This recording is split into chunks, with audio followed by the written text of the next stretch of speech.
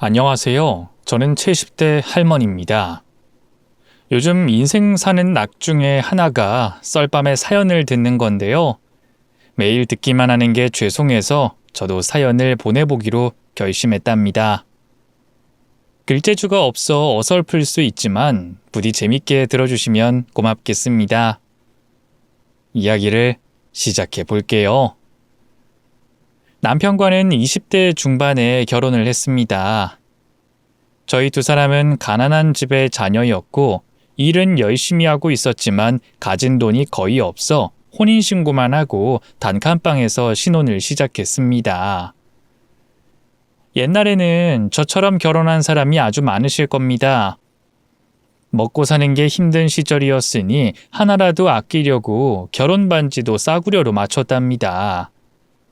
그래도 남편과 같이 살아보니 성실하고 착한 사람이라 제대로 된 짝을 만났다고 생각했습니다.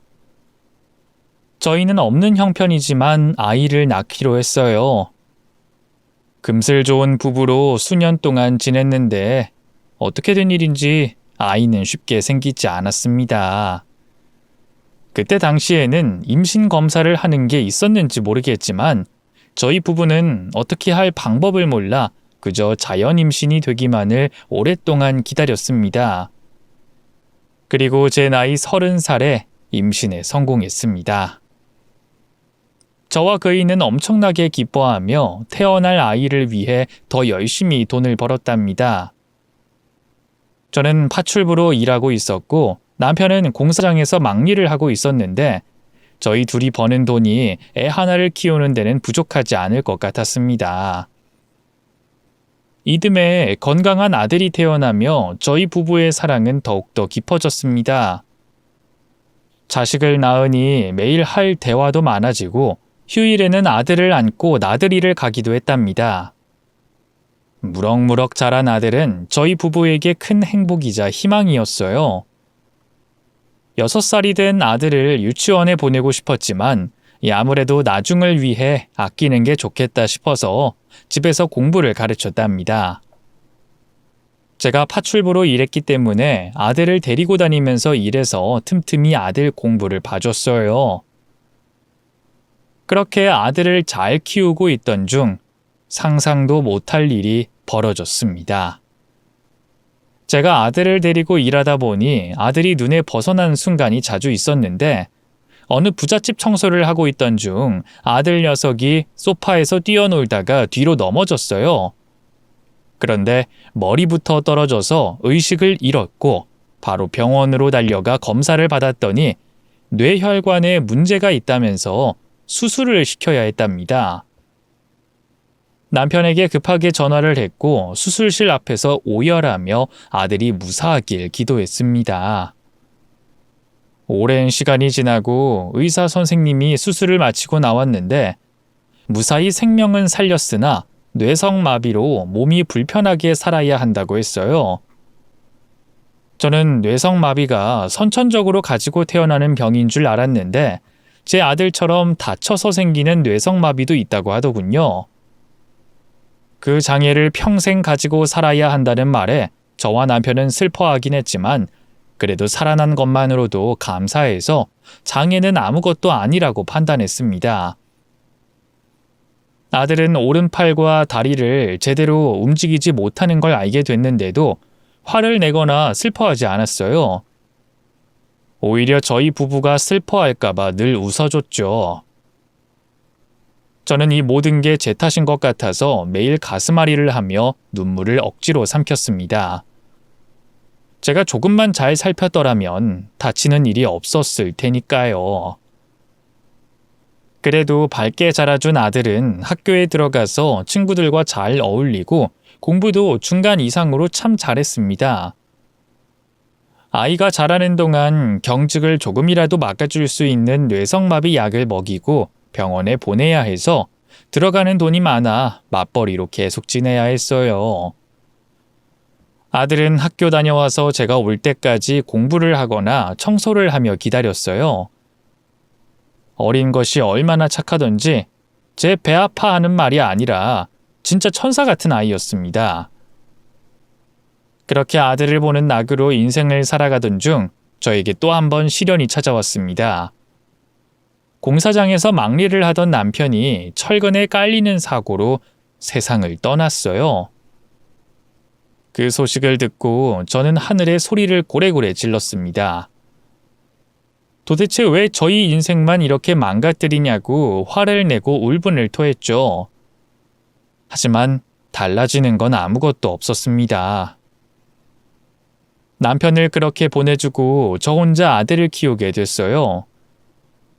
남편 잃은 슬픔이 가득했지만 아들을 보고 더 악착같이 살아야겠다고 다짐해서 감정에 치우치는 행동은 낭비라고 생각하고 삶을 이어갔습니다. 파출부를 하며 버는 돈으로 아들을 고등학교까지 보냈고 삼시세끼 굶지 않게만 해줬어요. 아들이 똑똑한 편이라 대학에 보내주려고 대출을 알아보고 있었는데 며칠 뒤 아들이 취직했다는 소식을 전했습니다. 글쎄, 이 녀석이 대한민국에서 가장 큰 회사에 장애인 전용으로 취직을 했답니다. 일은 공장에서 하는 생산직이어서 걱정되는 마음에 꼭 다녀야겠냐고 물어봤어요. 성태야, 대기업인 건 알겠다만 공장 일은 힘들지 않겠니? 그거 밤낮을 바꿔가면서 일해야 하잖아. 교대로 근무하면 힘들 거야. 그리고 몸이 불편한데 할 수 있겠어? 엄마, 걱정도 팔자야. 면접관이 날 보고 일할만 하니까 뽑았을 거 아니야. 신체 검사 다 하고 취직한 거니까 걱정하지 마. 내가 너에겐 미안한 마음뿐이다. 엄마 때문에 다쳐서 몸이 불편하게 됐고 해준 것도 없어서 모두 다 미안해. 에헤이, 또 미안하다고 하네. 엄마, 그런 말씀 좀 그만해. 내가 이렇게 장애인이 된 건 순전히 내 탓이고 엄마는 날 아주 잘 키워주셨어. 그러니까 그만 사과하란 말이야. 엄마, 나 공장 가서 열심히 일해서 돈 많이 벌어 호강시켜 드릴게. 파출부 그만두게 해드릴 테니까 조금만 기다려요. 어휴, 성태야. 넌 어쩜 나보다 더 어른 같니? 착한 내 아들 한번 안아보자. 그래, 실컷 안아. 다음 주에 파주로 가니까 짐 싸서 준비해야 하거든. 엄마가 좀 도와줘. 아들은 제 품에 안기며 독립하겠다는 말을 전했는데 눈물이 왈칵 쏟아지더군요. 일주일 뒤 아들은 파주로 떠났고 대기업 생산직 직원으로 일하기 시작했습니다. 걱정이 된 저는 매일 아들에게 전화해서 힘든 건 없는지, 몸은 아프지 않은지, 괴롭히는 사람은 없는지 시시콜콜 물어봤습니다. 아들은 일도 재밌고 사람들도 좋으며 식사도 잘 나오니 걱정하지 말라고 대답했답니다. 그래도 저는 걱정이 돼 일주일에 한 번씩은 파주로 가서 아들의 기숙사 방에 들어가 청소도 해주고 간식거리와 밑반찬을 가져다 줬습니다. 그리고 주변 사람들을 봤는데 다들 아들에게 친절했고 막대하거나 무시하는 사람은 보이지 않았어요. 몇 달을 그렇게 왔다 갔다 하면서 걱정 근심을 내려놓을 수 있었습니다. 그래서 이후부터는 아들이 마마보이로 보일까봐 한 달에 한 번씩 찾아가거나 아들이 제 집으로 와서 시간을 보냈답니다. 세월은 흘러 제 나이 70이 훌쩍 넘어버렸고 아들은 30대 중반의 청년이 됐어요. 제 눈에는 정말 멋지고 잘난 아들이었지만 아무래도 장애가 있어 여자는 없는 것 같았습니다. 이것 또한 제 탓인 것 같아 마음이 좋지 않았습니다. 그래서 아들에게 한 번도 연애나 결혼에 대해 이야기하지 않았습니다. 그런데 얼마 뒤 쉬는 날이라고 찾아온 아들이 어떤 여자의 손을 잡고 들어왔어요. 저는 너무 놀라서 한참 동안 두 사람을 뚫어져라 봤습니다. 엄마, 뭘 그렇게 놀래? 내가 애인 데리고 온 게 그렇게 놀랄 일이야? 아니, 너무 좋아서 그랬어. 성태, 너 여자친구가 있었니? 왜 엄마한테 말하지 않은 거야? 그야. 지금처럼 서프라이즈 해드리려고 비밀로 했지. 자기야, 인사해. 내가 제일 사랑하는 우리 엄마.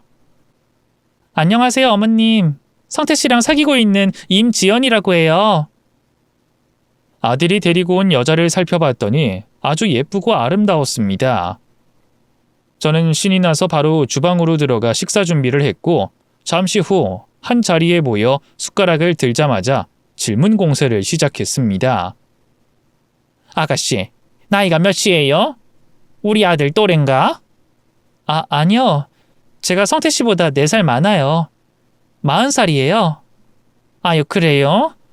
뭐 요즘은 연상연하 상관하지 않으니까 상관은 없겠네요. 어머님, 근데 제가 한 가지 말씀드려야 할 게 있어요. 결혼한 경험이 있어요. 전 남편과 5년 살고 재작년에 이혼했습니다. 저는 그 말을 듣고 머리가 멍했습니다.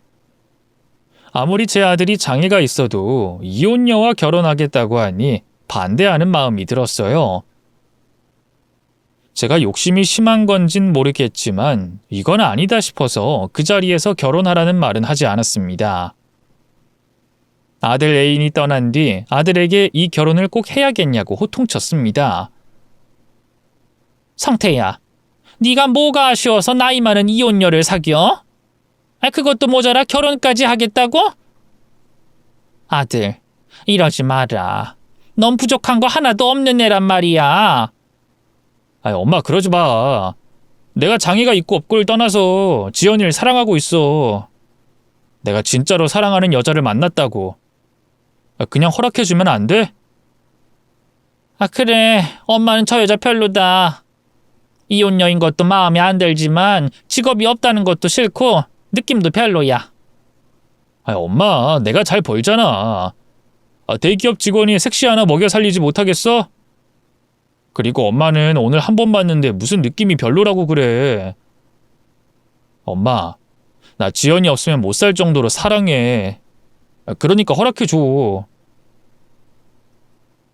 아들은 제가 무슨 말을 해도 귀담아 듣지 않고 사랑 타령만 했습니다. 그래도 저는 반대하는 마음을 접지 않았어요.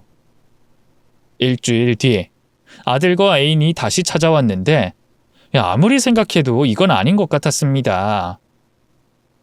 남들이 저더러 이기적인 년이라고 욕하더라도 제 아들이 더 나은 여자를 만나길 바랬습니다. 그래서 아주 솔직하게 이야기를 했죠. 이봐요, 지연씨. 내 아들이 아무리 장애가 있다고 해도 난 아가씨를 며느리로 받아들일 수가 없어.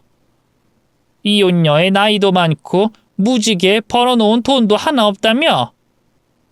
내 아들이 지연씨의 모든 걸 책임져야 하는 거잖아. 섭섭해도 내 말대로 헤어져 줘요. 어머님, 제가 많이 부족한 거 압니다. 당연히 성태씨가 백배 천배 아까운 남자죠. 그런데 어머님, 제가 인생 살면서 많은 고난을 겪고 찾은 사랑이라 쉽게 포기가 안 됩니다. 난 지연씨가 내 아들을 사랑하는 것도 잘 모르겠어. 그냥 만만하게 생각하고 있는 것 같다고. 절대 아니에요, 어머님. 제가 어떻게 보였길래 그런 말씀을 하시는지 모르겠지만 저와 성태씨는 둘 다 진심이라고요. 어머님 허락 안 해주셔도 저흰 절대 헤어지지 못해요. 제가 그녀에게 모진 소리를 하며 헤어지라고 했더니 아들 녀석이 처음으로 저에게 화를 내더군요. 엄마, 해도 너무하는 거 아니야? 내가 사랑하는 여자랑 결혼하겠다는데 그냥 허락해주면 안 돼? 너 지금 엄마한테 소리 질렀니? 이게 눈에 콩깍지가 시더니 엄마한테 소리를 질러? 이 여잔 절대 안 돼. 난 네가 평범한 여자 만나길 바란다. 이 아가씨는 안 돼. 엄마, 나 장애인이야. 팔다리를 저는 뇌성마비라고. 어떤 여자가 나한테 관심을 가져주겠어? 지연이 같은 여자를 또 만날 수 있을 것 같아? 장애가 있다고 해서 네가 부족한 사람은 아니잖아. 그만하고 이 여자 내보내라. 제가 등을 돌리며 말했더니 아들 녀석이 큰 상처가 되는 말을 하더군요. 내가 왜 이 지경이 됐는데? 내가 왜 빙신이 된 건데? 이거 다 엄마 때문 아니야? 엄마가 날 제대로 돌봤으면 이런 장애인이 됐겠어? 그래놓고선 내 마음대로 결혼도 못하게 해. 내가 엄마 인형이야? 꼭두각시냐고. 저는 아들의 말에 눈물이 터져 나왔고 팔다리가 떨려서 주저앉고 말았습니다. 아들 입에서 그런 말이 나오니 무슨 말도 하지 못하겠더라고요. 아들은 실컷 화를 내고는 애인의 손을 잡고 나갔습니다. 며칠 내내 일도 못하고 집에서 누워 눈물만 흘렸어요. 아들이 저로 인해 상처받은 걸 감추고 살아온 것 같아 가슴이 미어졌답니다. 그렇게 몇 주 괴로워하다가 아들에게 가서 사과하려고 기숙사로 찾아갔는데 아들과 애인이 나란히 손을 잡고 걸어가는데 이 다리가 불편한 제 아들의 걸음을 맞춰주는 모습이 제 가슴을 움직이게 하더군요. 그리고 두 사람의 대화가 들렸는데 진짜로 제 아들을 사랑하는 것 같았습니다. 그래서 전 아들의 결혼을 허락해 주기로 했습니다. 마주 잡은 두 사람을 불러 세웠어요. 성태야, 지연씨. 어머님, 성태씨 기숙사에 오신 거예요? 뭘 이렇게 많이 싸우셨어요. 이리 주세요. 제가 들어드릴게요. 지연씨, 우리 아들하고 평생 잘 살 수 있겠어요? 끝까지 서로 보듬어주고 살 자신 있어요? 제가 허락하겠다는 뜻으로 질문하자 아들 A는 진지한 표정으로 대답했습니다. 네, 어머님. 제가 성태 씨를 평생 사랑하고 내조하면서 살겠습니다. 저희 예쁜 아이도 낳아서 누구보다 더 행복하게 살 거예요. 그래요, 그럼. 둘이 결혼해요. 성태 너 결혼해도 엄마 까먹고 지내면 안 된다. 엄마! 고마워. 진짜 고마워. 그리고 지난번엔 내가 잘못했어요. 그때 한 말은 진심이 아니야. 내가 엄마랑 아내한테 똑같이 잘할게. 그리하여 아들과 예비 며느리는 결혼식을 올리게 됐어요. 며느리는 부모 없이 혈혈단신으로 자랐고 인생에 굴곡이 많은 아이였어요. 이혼도 전 남편의 욕설과 손찌검을 오랫동안 당해서 헤어졌다고 하더라고요. 여하튼 앞으로가 중요한 일이니 옛일은 모두 잊고 두 사람이 잘 살길 기도했습니다. 아들이 신혼집을 마련할 때 제가 절반은 보태주겠다며 돈을 모아둔 통장을 건네줬습니다. 이제 자식이 잘 사는 것만 보면 여한이 없을 것 같았어요. 저와 자식들은 한 달에 한 번씩 꼭 보기로 약속했고 처음엔 잘 지켜졌습니다. 아들 내외가 애정 깊게 잘 지내는 모습을 확인하고 돌아오면 발 뻗고 편하게 잘 잤습니다. 그런데 세월이 흐르며 아들 부부를 만나는 횟수가 줄어들었고 연락도 연결되지 않는 날이 여러 차례 있었습니다. 다 큰 아들이자 장가간 녀석이 알아서 잘 살겠지만 제 마음은 꼭 확인하고 싶었답니다. 그래서 연락이 안 되면 그냥 찾아갔는데 며느리가 싫은 내색을 심하게 표현하더군요. 어머님 오셨어요? 제가 남편 속 썩일까봐 걱정돼서 찾아오셨어요? 뭐? 아니다, 새아가. 난 그저 너희가 잘 사는지 보고 싶어서 온 거야. 괜히 오해하고 그러지 마라. 그러면서 허구한 날 별일 없냐고 남편한테 문자 보내시잖아요. 꼭 무슨 일이 있길 바라는 것 같던데? 아유, 그건 새아가.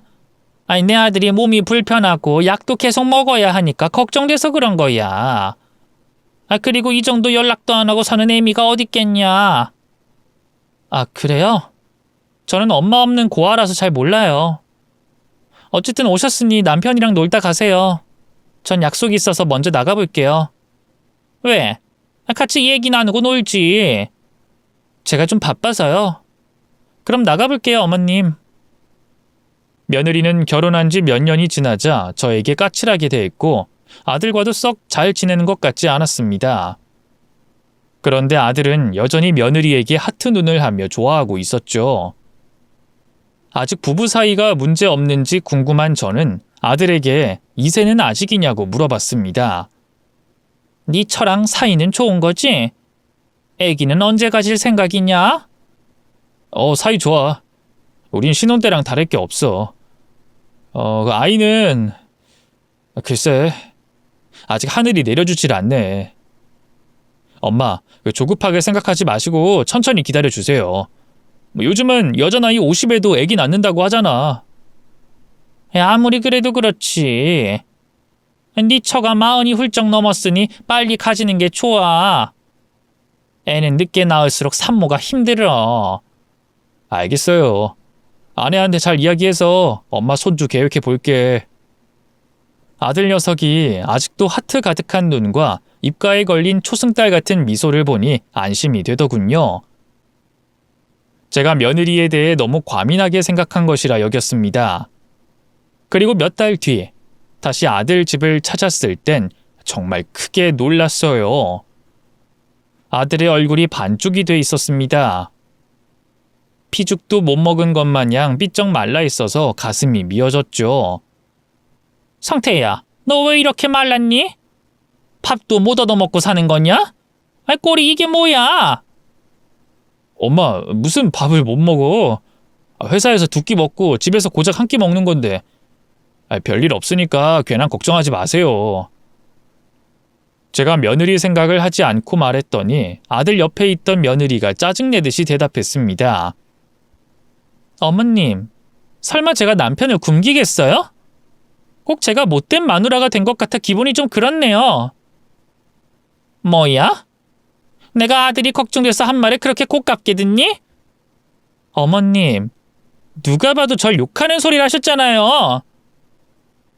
짜증나. 내가 무슨 남편 밥 해주는 식모도 아니고 살 빠진 게 무슨 큰일이라고.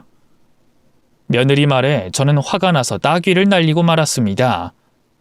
이게 어디서 입을 함부로 놀려? 애미가 자식 걱정하는 게 당연한 일이거늘. 내가 너한테 한마디도 하지 않았는데 왜 눈에 불을 켜고 그따위로 말하는 거니? 오늘 따귀를 담았네. 어머님 손이 아주 매우시네요. 어릴 때 고아원에서 얻어맞던 시절이 떠오르네요. 고맙습니다. 옛 추억을 떠오르게 해줘서. 천의 고아년이라 미안합니다. 이게 끝까지 혼날 짓을 하네? 내가 언제 너한테 고아라고 뭐라 한 적이 있니? 제가 계속 화를 내자 아들이 나서서 막더군요. 흥분을 가라앉히라고 물을 한 잔 주면서 화를 삭히고 다시 대화를 나누자고 하더군요. 며느리는 뺨을 맞은 볼에 얼음팩을 대고 있었습니다. 저는 또 모진 소리를 하면 나중에 아들이 곤란해질 것 같아 그만하고 사과하기로 했어요. 새아가, 때린 건 미안하다. 나도 모르게 화가 나서 막대 먹은 짓을 했구나. 그리고 밤 이야기한 건 널 욕하려는 게 아니라 이 녀석 마른 게 걱정이 돼서 말이야. 변명 같지만 믿어주거라. 그렇게 때려놓고 사과를 곧잘 하시네요. 그래요. 사과 감사히 받겠습니다. 그런데 어머님, 성태씨 걱정 안 해도 되거든요? 얼마 전에 병원 다녀왔는데 아무 이상 없다네요. 어머님, 이제 좀 치마폭에서 제 남편 좀 놔주세요. 언제까지 아들이 무사한지 확인하러 오실 거예요?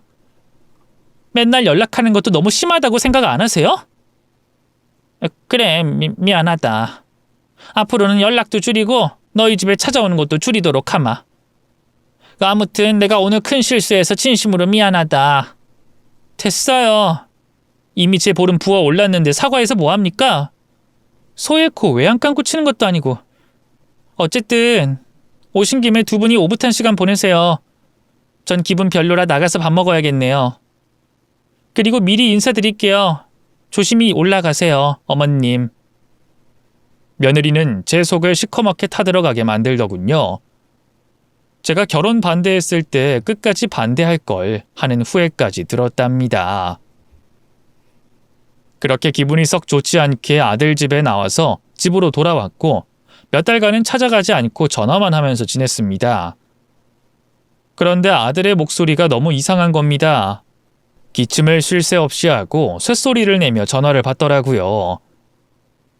엄마, 나 좀 아파. 몸살인가 봐. 내가 나아지면 다시 전화 드릴게요. 상태야, 많이 안 좋은 거야? 엄마가 갈까? 아니, 그 집사람이 챙겨주고 있으니까 걱정하지 마. 그럼 끊을게요. 아들은 그날 이후로도 계속 연락이 잘 되지 않았고 전화를 받는 날은 쇳소리를 내며 기침을 심하게 했답니다. 무슨 큰 병이라도 생긴 것 같은 느낌이었죠. 그런데 아니나 다를까 성태가 병원에 입원한 소식을 전했습니다. 며느리에게서 연락이 왔는데 폐암 말기라고 하더군요. 담배를 피우지도 않는 녀석이 왜 폐암에 걸렸냐고 물으니 공장에서 일하며 안 좋은 공기를 마신 탓인 것 같다고 하더군요. 저는 아들이 아프다는 연락을 받고 사지가 떨려서 택시를 타러 가는 곳까지 굉장히 오래 걸렸습니다. 애써 말기암도 고칠 수 있는 병이라 생각하고 아들을 향해 달려갔습니다. 하지만 아들은 항암제를 맞고 거의 초주검 상태였어요. 말을 못하는 건 물론이고 눈도 거의 뜨지 못했습니다. 제가 아들의 앙상하게 마른 손을 잡자 눈썹을 실룩이며 억지로 눈을 뜨려는 게 보였어요. 애미의 손을 느꼈는지 반가워하는 것 같았습니다. 그런데 딱 거기까지였어요. 아들은 기운 없이 다시 잠이 들고 말았답니다. 그 사이 며느리는 무슨 바쁜 일이 있는지 외출을 자주 하더군요. 얼마 남지 않은 아들의 옆에 계속 붙어 있어도 모자랄 판에 말입니다. 저는 화가 나서 잔소리를 좀 했는데 그것 때문에 화가 나서 병원에 오자마자 바로 나가버렸습니다. 아들은 며칠 뒤에 세상을 떠났어요. 제 손을 잡고 미소를 지으며 마지막 눈을 감았답니다. 저는 울부짖으며 아들의 이름을 부르며 떠나지 말라고 애원했습니다. 하지만 이번에도 하늘은 제 기도를 들어주지 않았어요. 여러분, 자식 잃은 어미를 부르는 단어가 뭔지 아시나요? 생각나는 게 없으시죠? 자식 잃은 슬픔을 어떤 단어로도 표현할 수 없어 짓지 않았다고 합니다. 저는 그 슬픔을 고스란히 느끼며 아들을 하늘로 보내줬습니다. 장례식장에서 사흘 내내 오열하고 있는데 며느리는 무심하게 앉아서 핸드폰을 하거나 밖에 나가서 바람을 쐬더군요. 밤에는 아주 편하게 대자로 누워서 잠도 잘 자더라고요. 남편을 잃은 미망인이 어쩜 그리 마음이 편하던지 아들을 잃은 슬픔과 동시에 며느리에 대한 미움도 커졌습니다. 장례를 치르고 아들을 화장해서 납골당에 가장 좋은 자리에 안치하고 며느리와 둘이 대화를 나눴습니다. 저는 하도 많이 울어서 목소리가 아주 약하게 나왔어요. 이제 다 끝났네. 내 아들이 이렇게 떠날 거라고는 생각 못했는데 이게 다 애미를 잘못 만난 탓이다. 어머님, 그만하세요. 그이가 암에 걸린 게 누구의 탓이 아니잖아요. 그만 징징거리시고 새롭게 출발하세요. 뭐야? 넌 아무렇지도 않니? 이게 밉다 하니까 말을 그런 식으로밖에 못하냐? 제가 뭘 어쨌다고 이러세요? 저도 그이랑 살면서 편하게 먹고 살지만은 않았어요. 나름 장애인 돌보느라 힘들었다고요.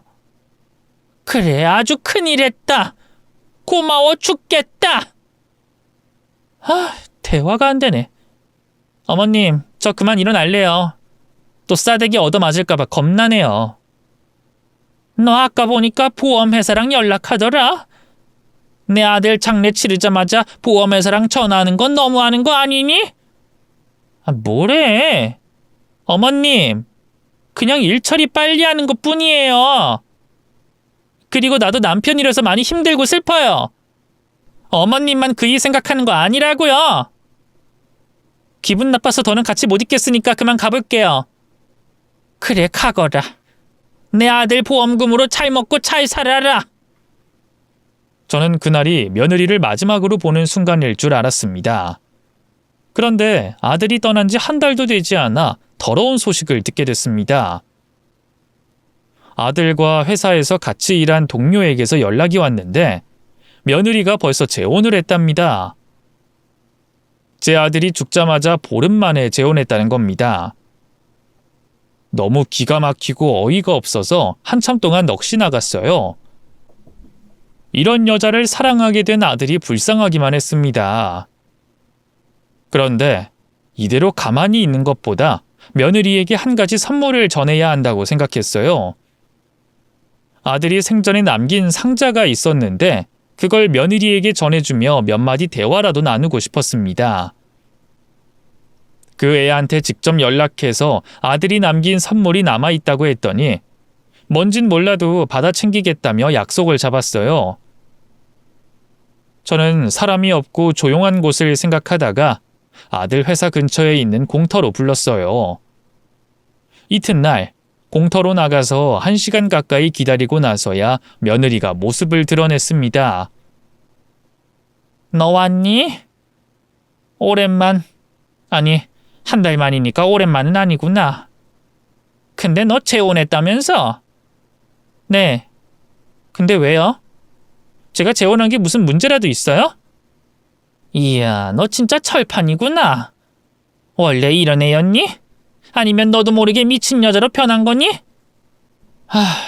어머님, 말싸움하기 싫어요. 그이가 남긴 선물이라는 게 뭐예요? 빨리 주세요. 혹시 명품백이나 목걸이 뭐 이런 건가? 얼른 보여줘봐요. 저는 바닥에 내려둔 상자를 들고 며느리에게 전해줬습니다. 그러자 상자를 연 며느리가 실망하며 혀를 차더군요. 이게 뭐야? 사진들이잖아? 나랑 찍은 사진들이네? 그리고 이건 편지? 유치하다 진짜. 돈 되는 선물 가져온 줄 알았더니 쓰레기를 가져왔네. 어머님, 이거 다 태우세요. 재수없게 죽은 사람 사진이랑 편지를 왜 갖다 주는 거예요? 나 재혼해서 잘 살고 있는데 이걸 집에 가지고 들어가면 되겠어요? 하여튼 상식이 없다니까. 빨리 불태워버려요. 재수없으니까. 전 아들의 사진과 편지를 보고 조금이라도 미안한 내색을 보일 줄 알았는데 인연은 완전히 쓰레기였습니다. 너무 열이 올라 그 자리에서 며느리의 멱살을 잡고 싸대기를 날렸습니다. 이 나쁜 년아, 네가 감히 내 아들을 욕해? 너만 바라보고 사랑한 아이야. 근데 고작 한다는 말이 재수 없으니까 불태우라고? 이년아, 오늘 너 죽고 나 죽자. 제가 싸대기를 연속으로 날렸더니 며느리 년도 흥분했는지 제 뺨을 날리더군요. 그리고 다리를 걸어 넘어뜨려서 허리를 다치고 말았답니다. 아이고 나 죽네. 저 나쁜 년. 내 아들 잡아먹은 귀신 같은 년아. 넌 최소한의 양심도 없냐? 내 아들이 말기암이 되도록 아무것도 몰랐으면 최소한 미안한 마음은 가져야 할 거 아니야? 미친 노인네. 이봐요. 댁도 똑같이 몰랐잖아.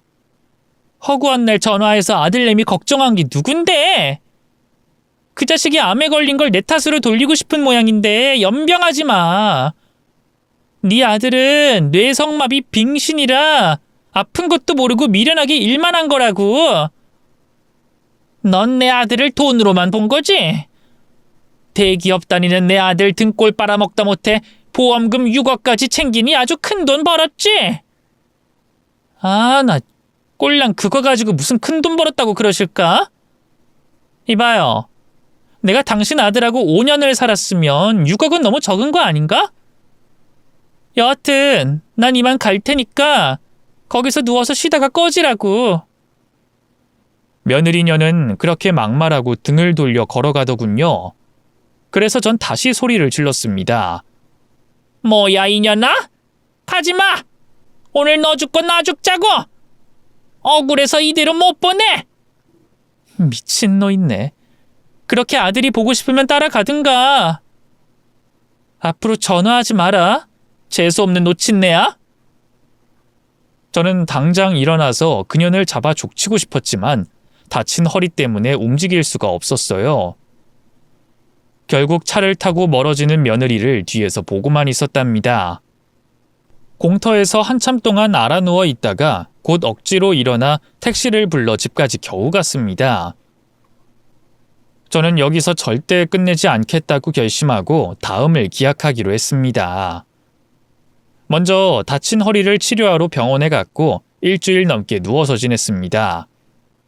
그리고 몸과 정신이 온전할 때 다시 며느리를 만나기로 결정했죠. 일단 선물을 준비하는 데에는 한 달의 시간이 걸렸습니다. 아주 비싸고 좋은 선물이라 그런지 구하는 데 엄청나게 애를 먹었답니다. 결국 한 달의 시간 동안 모든 걸 준비한 저는 며느리에게 카톡을 보냈어요. 새아가, 지난번엔 내가 미안했다. 늙어서 그런지 정신이 온전치 않아서 그런가 봐.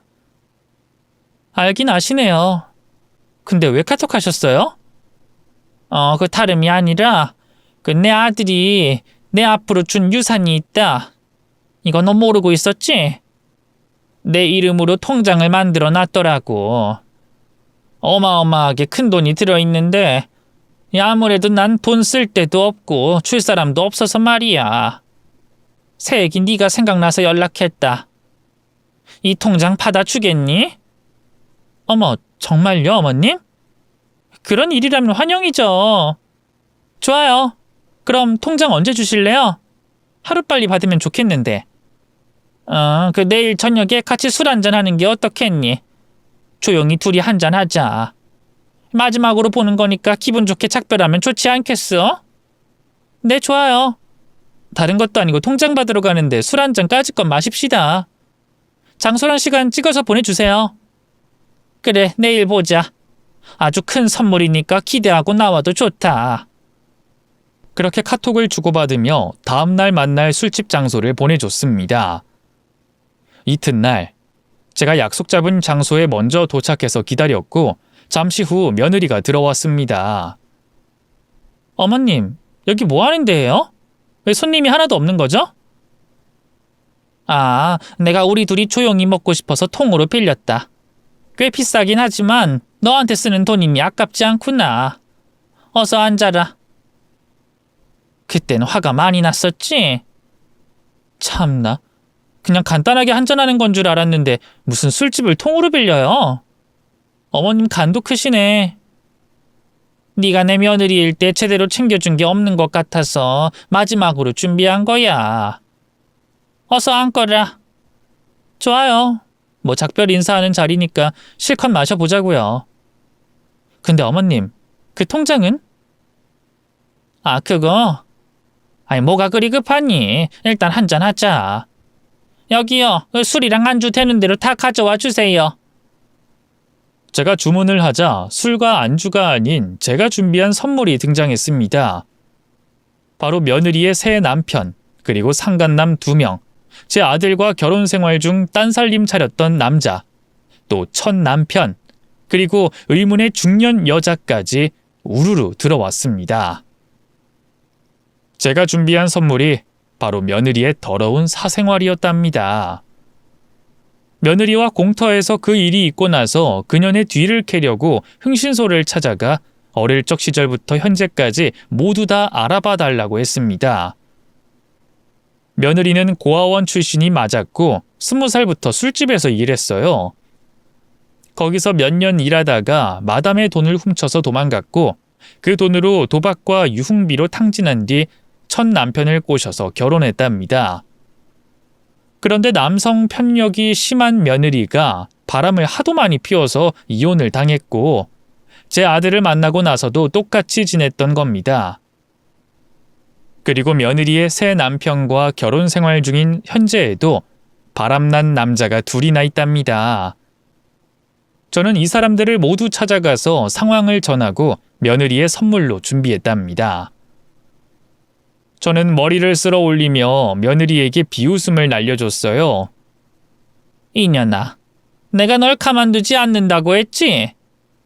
넌 내가 진짜로 통장을 들고 왔을 줄 알았냐?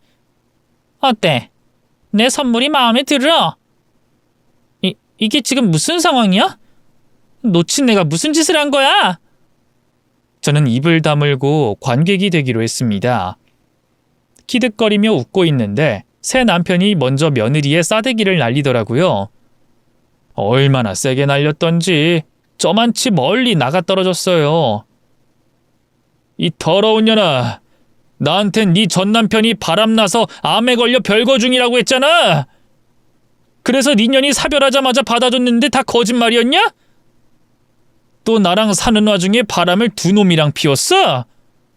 이 걸레 같은 년! 며느리는 바닥에 무릎을 꿇고 다급하게 두 손을 싹싹 빌었습니다. 여보, 이거 오해야. 아니, 음해야. 이 놓친 내가 만든 덫이라고. 내가 자기 아들이랑 사별하자마자 재혼한 게 눈에 가시라면서 이런 모함을 하는 거야. 나 여기 있는 사람들 다 모르는 사람들이야. 그러자 현재 상간남이 입을 열며 며느리의 머리채를 잡고 흔들었습니다. 야, 이년아, 너 싱글이라며? 나랑 결혼하겠다고 돈을 뜯어간 게 얼만 줄 알아? 어디 유부녀가 감히 총각한테 사기를 쳐. 이어서 다른 상간남도 똑같이 머리카락을 잡아뜯으며 귓방망이를 날렸답니다. 상간남들은 모두 자기들과 결혼 전제로 만나고 있는 줄 알고 돈을 뜯겼답니다. 이어서 술집 마담이라는 여자가 며느리 년에 따귀를 날리며 종이 한 장을 날리더군요. 이 걸레년아, 내 돈 훔쳐서 잠적하더니 이름 바꾸고 얼굴 갈아엎고 살고 있었냐? 어쩐지 네 년을 그렇게 찾으려 해도 흔적이 나오지 않더라. 대단하다, 너란 년. 저 어른 아니었으면 평생 못 잡을 뻔했어. 너 사기죄든 절도죄든 신고당하기 싫으면 당장 내 돈 갚아. 이자까지 타쳐서 거기 써있는 대로 갚아. 마담 언니, 미안해.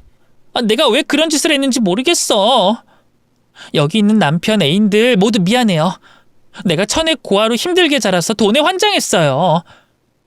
혈혈 단신으로 사는 게 너무 힘들어서 여러분들한테 상처를 줬습니다. 제가 진심으로 잘못했으니까 용서해 주세요. 여보, 나 버리지 마. 정신 차리고 당신에게만 충실할게. 진심이야. 며느리는 거짓말이 통하지 않으니 사실을 고하고 오열하며 용서를 빌었습니다. 하지만 성난 사람들은 절대 용서할 생각이 없었어요. 모든 피해자들이 며느리를 패기 시작했습니다. 제가 술집을 통으로 빌리길 참 잘했다는 생각이 드는 순간이었죠. 저는 술집 사장에게 셔터를 내려달라고 요구했고 여기서 벌어지는 일은 모른 척 해달라고 팁을 줬습니다. 그리고 맛있는 안주를 내주길래 그걸 먹으면서 며느리가 처맞는 걸 구경했습니다. 제 아들을 기만한 죄가 얼마나 큰 잘못인지, 한 맺힌 엄마가 얼마나 무서운지 제대로 확인시켜줬습니다. 며느리는 몰매를 처맞고 새 남편에게 끌려나갔습니다. 그리고 다른 사람들도 돌아갔어요. 며칠 뒤 며느리는 새 남편에게 사기 결혼으로 고소를 당하게 됐고 상간남들한테도 역시 사기죄로 고소당했답니다. 또 술집 마담도 과거 돈을 훔친 절도죄로 형사 고소했어요. 며느리는 가지고 있는 재산 모두를 새 남편에게 위자료를 지급하고 나머지는 지불할 능력이 없어 합의 없이 감옥에 가게 됐습니다. 이에 저는 속이 시원해서 마지막 선물을 주려고 며느리가 있는 교도소를 찾아갔어요. 제 면회를 거부하지 않는 걸 보니 그년도 저에게 할 말이 있던 모양입니다. 이윽고 유리벽을 사이에 두고 마주보게 된 며느리는 수화기를 들며 왜 이렇게까지 해야 했냐고 묻더군요. 이 미친 노인네야. 네 년이 날 이렇게 만들었어. 도대체 왜? 내가 무슨 잘못을 했다고 이렇게까지 해야 했어? 네 년이 내 아들을 잡아먹은 년이니까. 물론 내 탓도 있지만 배우자라는 년이 내조는 안 하고 바람만 피워대고 있었지. 그것도 모자라 사별한 지 보름 만에 재혼을 해? 천지가 개벽할 일이다, 이년아. 그리고 내가 네 년을 가만두지 않겠다고 약속했던 거 기억 안 나니? 너 죽고 나 죽자라고. 그런데 나는 살았네. 맛이 어떠냐? 거기 시궁창 맛이 즐길만 해? 이 독한 년. 넌 나보다 더한 년이야. 너 내 남편한테 돈 받았다며? 아, 그 6억? 그건 네 년이 위자료로 물었다며? 네 새서방이 나한테 고맙고 미안하다면서 내 아들 목숨값 돌려주더라. 이 돈은 애초에 네 년 손에 들어가면 안 되는 거였어. 이 더럽고 치졸한 할망구야. 내가 가만히 있을 것 같아? 여기서도 네 년한테 복수할 수 있거든. 사람 고용해서 네 년 작살내주고 말겠어. 아유, 그러셔. 너 돈 한 푼 없으면서 누구한테 의뢰하려고? 근데 말이야, 지연아. 난 돈이 있는 거 알지? 내가 너랑 같은 방 쓰는 여자들이랑 거래를 했어. 내가 영치금 준다고 하니까 시키는 대로 해주겠다네? 오늘부터 아주 황홀한 밤이 될 거야. 신음소리가 절로 나올 거라고. 뭐? 그게 무슨 말이야? 내 깜빵 동료들과 거래를 했다고? 이 할망구야, 도대체 어디까지 가려는 거야? 네 년이 내 아들에게 진심으로 사죄하는 날까지, 그리고 내 분노가 풀릴 때까지. 이 무시무시한 노인네. 제발 그만 좀 해. 내 재산 다 빼앗아 가고 감옥에 쳐넣었으면 됐잖아. 근데 아직도 부족해? 그래, 한참 부족해. 너 그거 아니? 내 아들이 네 년이 바람 피우는 걸 알고 있었어. 내가 너한테 주려고 했던 상자 안에 일기장이 있었는데 내 아들이 바람난 널 사랑하고 있는 게 가슴 아프다고 쓰여 있더구나. 내 아들은 다 알면서 네가 돌아오길 기다렸던 거야. 근데 결국 가슴앓이 하다가 암에 걸렸고 세상을 떠났어. 그러니 네 죄는 평생 씻기지 않을 거야. 뭐? 그이가 모두 알고 있었다고? 근데 왜 빙신같이 계속 붙어 살았대? 아휴, 그거야 널 진짜로 사랑했으니까 그렇겠지? 너 같은 게 사랑을 알 리가 없으니 이해가 안 되겠지. 아니, 이해했다. 네 아들은 뇌성마비 빙신이니까. 나 아니면 여자가 없으니까 알면서도 모른 척한 거야. 이거 존나 웃기네. 니년 아들이 다 알고 있었다니까 흥미진진한데? 그 몹쓸 팔다리를 억지로 움직여가며 나랑 그짓거리 할 때 표정이 떠오른다. 세상에서 제일 만족하는 얼굴이었어. 나 아니면 어디서도 그짓 못하니까. 알면서 참은 거야. 이 멍청한 년아. 그건 사랑이 아니라 욕구라고, 알겠냐? 뭐 눈에는 뭐만 보인다더니 구제불능이네. 그래, 그렇게 욕하고 막말해야 내가 괴롭히는 맛이 살지. 다음에 올 때는 어떻게 달라졌는지 보자. 그럼 오늘 밤부터 뜨겁게 지내봐. 저는 수화기를 내려놓고 교도소 밖으로 나왔습니다. 그날부터 며느리는 깜빵 동료에게 돼지게 처맞고 지내기 시작했습니다. 방장이 매주 저에게 전화를 해서 상황을 보고했는데 거의 매일 작살내고 있다고 합니다. 그렇게 아들에 대한 복수를 현재 진행 중으로 남기고 저는 제 삶을 살기로 했습니다. 못난 애미를 만나 장애인이 되고 얼마 살지 못해 세상을 떠나게 한 게 너무 미안해서 무엇을 해서 용서받을지 곰곰이 생각해봤습니다. 그러다 아들 목숨값이 생각났고 그걸 가난한 환우들에게 기부하는 것으로 시작했어요. 6억 모두를 아들 이름으로 기부하고 봉사활동을 시작했습니다. 더는 세상에 미련이 남지 않긴 하지만 저승가서 아들을 볼 낯이 있으려면 좋은 일을 많이 해야 할 것 같아 약하고 아픈 사람들을 돕고 있답니다. 지금도 매일 취약계층과 보육원, 저보다 나이가 훨씬 많은 독거노인을 도와주고 있어요. 제 몸이 허락할 때까지 봉사하고 편히 눈 감을 생각입니다. 매일 썰밤의 사연을 들으며 봉사를 하고 있는데 제 아들이 사무치도록 그리워서 이렇게 사연의 글을 써보게 됐네요. 재밌게 들어주셨다면 응원의 댓글 하나씩 달아주시면 감사하겠습니다. 그럼 안녕히 계세요.